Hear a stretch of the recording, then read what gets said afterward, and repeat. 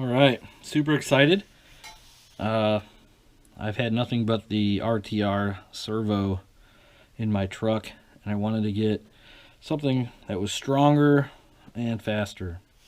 So I bit the bullet, spent $120 and ordered a Holmes hobby SHV500 LP servo. This is a direct wire, so you don't need a BEC. Before I get into that, it's a micro servo. It's smaller, or it's a low profile. That's what the LP stands for, low profile. Comes with a pretty long cord, and you can do direct power on this with something else that they sell. Actually, what comes in the box is a JST tap or wire. So basically what happens is you plug the servo into this, and then this end will go into your receiver, and then what you can buy is a no solder JST tap, which is what this is, and it comes like this. And all it is kind of like it's like a bridge. So you plug this in to your ESC and you just leave it there. You don't have to take it out. And this power lead, they have a dual or a single. I bought the dual, and the dual goes into the JST like that. Okay, so when you go to run your truck, you just plug your battery in to this and you're all set. Everything powers up at the same time. Shouldn't be any problems. And at that point, like, I'll use a 3S pack, and on the box it says let's see, with 11.1 volts, should be around 528 ounces of torque per inch. So I mean, that's going to be a heck of a lot stronger than the RTR servo.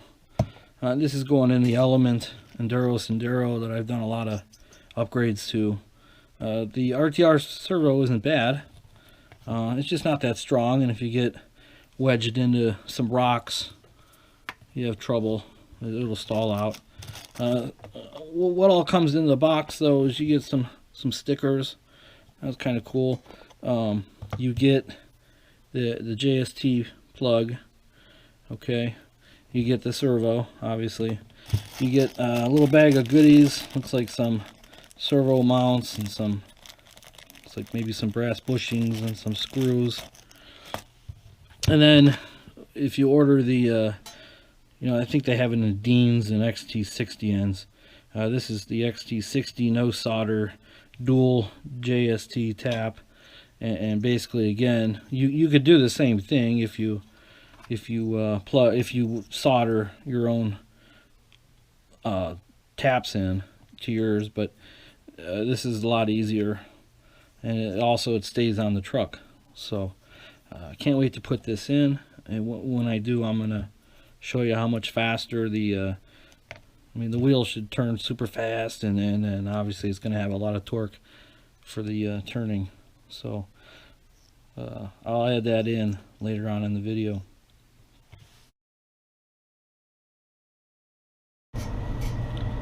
Alright, so normal servo, probably got, speed like this. Now with the Holmes hobby, crazy fast.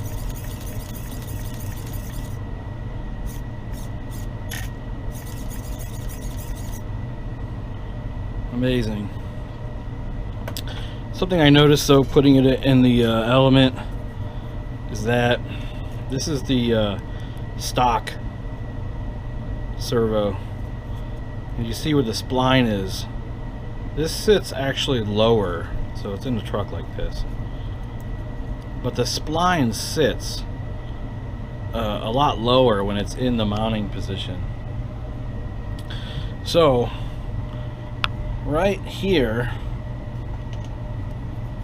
where the horn is, is actually going to interfere with the chassis rail.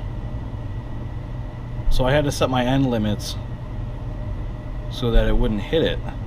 Now my turning radius, I would imagine it's still good, but probably not as good as it could be, because that horn is sitting up higher than the RTR servo sits. The RTR servo sits deeper in the chassis, therefore the knurled post is lower, therefore the horn is lower, therefore the horn clears the rail. So I'm not sure if I flip this piece here for the servo, if I will gain clearance downward or not. But I'm going to see how this turning radius is, and if it's not an issue, then I'm not going to mess with it. So yeah, I'm excited. This thing is a heck of a lot faster, and it's, I don't know, almost 3 times the torque, so the spec says. I'll know more when I get it out there and actually do some crawling and get stuck in a V section of a rock or something and be able to pry myself out. So highly recommend it. Holmes Hobbies is awesome. This is the first thing I've bought from him, but I know for my other crawlers I'll be getting some of those Trailmaster or Crawlmaster motors really cheap, and they're good, you know, for the brush setups. So thanks for watching.